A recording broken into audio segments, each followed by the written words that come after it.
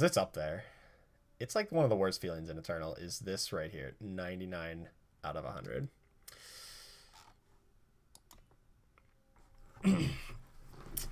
So now we get to play the like 0 upside. If we win, we get 1 point, and if we lose like 15. So I don't know. It's a lot of upside though, because it gets us to the next rank and the next like floor. So can't all be that bad.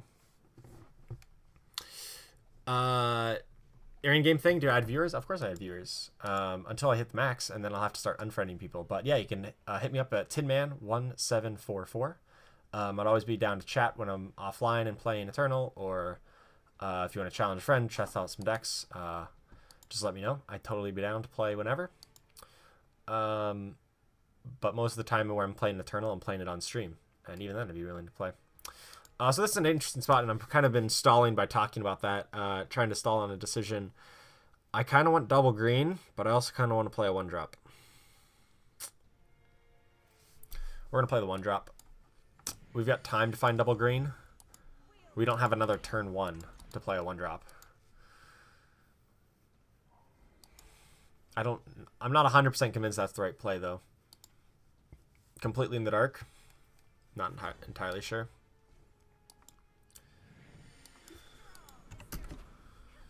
Well, if we don't... Well, I guess we need to hit a power, but if we hit exactly Fire Sigil, then it sucks. Or Diplo Seal, then it's pretty bad. Annihilate. Galgamation. I would love to accept your friend request.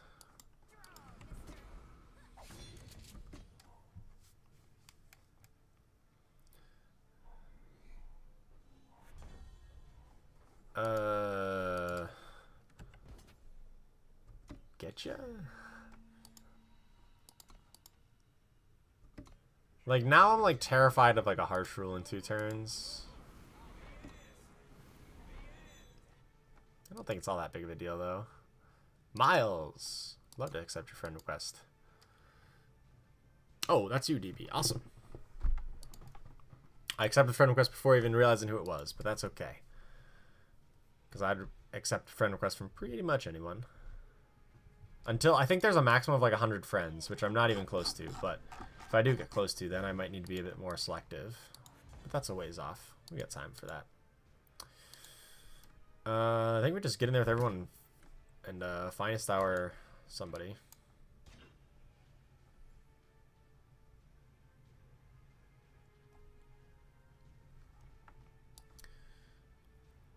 Yeah, I mean, I guess I'll hit this guy. It doesn't... Pumping up this guy doesn't play around Harsh Rule, but if I don't do it on this guy, he probably doesn't have to Harsh Rule. And I don't even know if he plays it or not. That's what I try to be. I try to be such a friendly guy. Because at the end of the day, this is a game. You're playing games to have fun and to meet people and to make social connections. And you just generally enjoy yourself. There's no point in having a game if you're just going to be miserable while playing it. Well, I think I'm just supposed to silence this guy. And then let him trade with the silenced outlaw. But then he doesn't revenge and doesn't lifesteal anymore.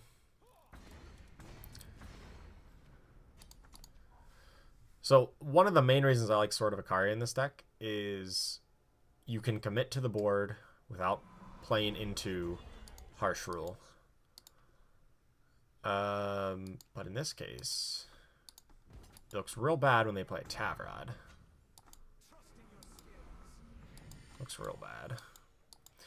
But next turn we'll be able to Alpha Strike and get him unless he has a removal spell on the flyer. Please don't have a removal spell on the flyer. But even if he plays like another another unit that I can kill with Sword of Ikaria, like his own commando or something, or a fucking Bloodletter. Ugh. That's gonna suck. That's gonna let him attack kind of with impunity here.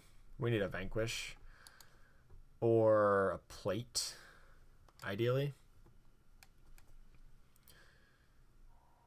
He hit a whole lot of nothing, so I guess we just have to take this and God damn it. And he had a sleigh. Yeah, this is going to be tough. On the flip side, when you're staring down a Tavrod, Sword of Akari is not very good because you have to attack the Tavrod first.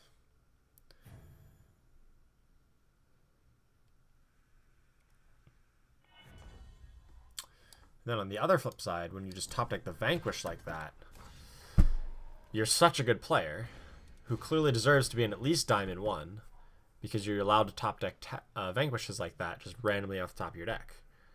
That's what a good players do, right? Good players top deck the cards. Top deck the exact card they need exactly when they need them. Like the second Tavrod I'm fine with. Because I can actually just kill him in the air in next turn. I think I just let this happen. Right, like, worst case scenario is he plays another Bloodletter? Or another Rune Hammer? You could play Rune Hammer here, which might suck. But he just misses again. See, that's the other mark of a bad player, is when you miss on your Tavrod.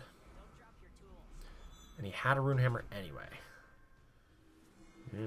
Alright, so things might get a little bit dicey here in a second.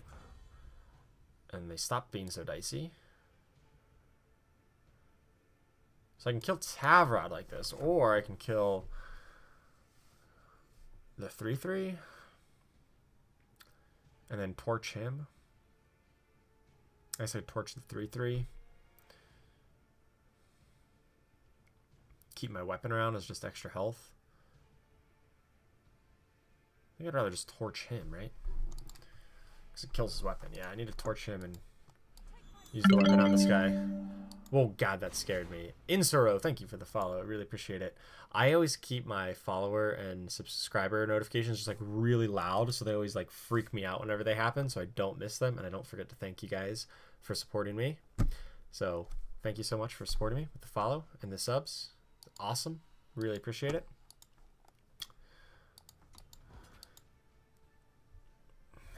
So we can take one more of these smacks. And then he misses again on Tavrod, which is awesome. Love it when my opponents do that. It's happened 3 times in a row. Oh no. No. That sucks.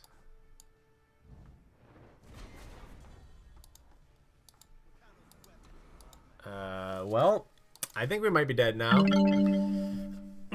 See, I was a little bit immune to it that time. Thank you, Platypus SW, for the follow. Really appreciate it. Wait, he's really... Now that I'm thinking about it, these are kind of a non-bow in the same deck, right? So, like, if this is, like, revenging, then you could just discard the Tavrod's triggers. And somehow we're going to lose this game, which I thought we had no business ever losing in our life. But then that happened. Damn it all. Nah, that was just, I don't know. The first Bloodletter was like really crushing on us. Really hurt our plan. That gain 8, like we constantly could keep him low, and then he just gained 8, and that was too much out of reach. This is a slam dunk keeper. We've got a 1, 2, a 3,